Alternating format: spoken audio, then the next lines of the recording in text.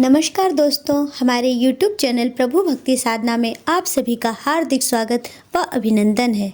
दोस्तों, आज हम आपको मोक्षदा एकादशी की व्रत कथा सुनाएंगे जो इस प्रकार है। सर्वप्रथम आप सभी को मोक्षदा एकादशी की ढेर सारी शुभकामनाएं। भगवान श्री हरि की कृपा आप व आपके पूरे परिवार पर सदैव बनी रहे। दोस्तों, इस साल 22 दिसंबर 2023 दिन शुक्रवार को मोक्षदा एकादशी पड़ रही है। तो आइए व्रत कथा सुनते हैं।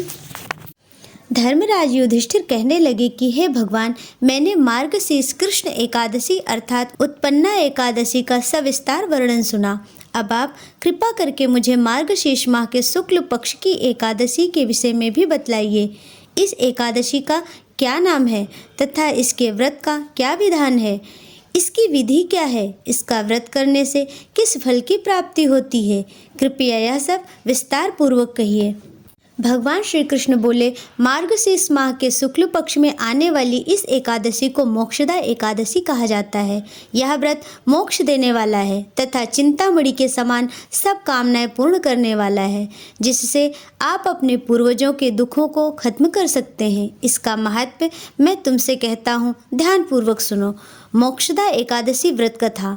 गोकुल नाम के नगर में वैखानस नामक राजा राज्य करता था। उसके राज्य में चारों वेदों के ज्ञाता ब्राह्मण रहते थे। वह राजा अपनी प्रजा का पुत्रवत पालन करता था। एक बार रात्रि में राजा ने एक स्वप्न देखा कि उसके पिता नरक में हैं। उसे बड़ा आश्चर्य हुआ। प्रातः वह विद्वान ब्राह्मणों के पास गया और अपना स्वप्न सुनाया। कहा, मैंने अपने पिता को नरक में कष्ट उठाते देखा है। उन्होंने मुझसे कहा कि हे पुत्र, मैं नरक में पड़ा हूँ, यहाँ से तुम मुझे मुक्त कराओ। जब से मैंने यह वचन सुने हैं तब से मैं बहुत बेचैन हूँ। चित्त में बड़ी अशांति हो रही है। मुझे इस राज्य, धन, पुत्र, स्त्री, हाथी, घोड़े आदि में कुछ भी सुख प्रतीत नहीं होता। क्या करूं? राजा ने कहा, हे ब्राह्मण देवताओं, इस दुख के कारण मेरा सारा शरीर जल रहा है। अब आप कृपा करके कोई तप, दान, व्रत आदि ऐसा उपाय बताइए जिससे मेरे पिता को मुक्ति मिल जाए। उस पुत्र का जीवन व्यर्थ है जो अपने माता पिता का उद्धार न कर सके। एक उत्तम पुत्र जो अपने माता पिता तथा पूर्वजों का उद्धार करता है, वह 1000 मूर्ख पुत्रों से अच्छा है। जैसे एक चंद्रमा सारे जगत में प्रकाश कर देता है, परंतु हजारों तारे नहीं कर सकते। ब्राह्मणों ने कहा, हे राजन, यहाँ पास ही भूत, भविष्य, वर्तमान के ज्ञाता पर्वत ऋषि का आश्रम है। आपकी समस्या का हल वे जरूर करेंगे। ऐसा सुनकर राजा मुनि के आश्रम पर गया। उस आश्रम में अनेक शांत चित्त योगी और मुनि तपस्या कर रहे थे। उसी जगह पर्वत मुनि बैठे थे। राजा ने मुनि को साष्टांग दंडवत किया। मुनि ने राजा को सांगोपांग कुशल पूछी।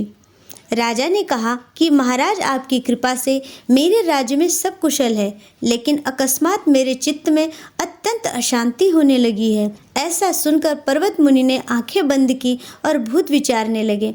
फिर बोले, हे राजन, मैंने योग के बल से तुम्हारे पिता के कुकर्मों को जान लिया है। उन्होंने पूर्व जन्म में कामातुर होकर एक पत्नी को रति दी, किंतु सौत के कहने पर दूसरे पत्नी को ऋतुदान मांगने पर भी नहीं दिया। उसी पाप कर्म के कारण तुम्हारे पिता को नरक में जाना पड़ा। तब राजा ने कहा, इसका कोई उपाय बतलाइए। मुनि बोले, हे राजन, आप मार्गशीर्ष एकादशी का उपवास करें। उस उपवास के पुण्य को अपने पिता को संकल्प कर दें। इसके प्रभाव से आपके पिता की अवश्य नरक से मुक्ति होगी।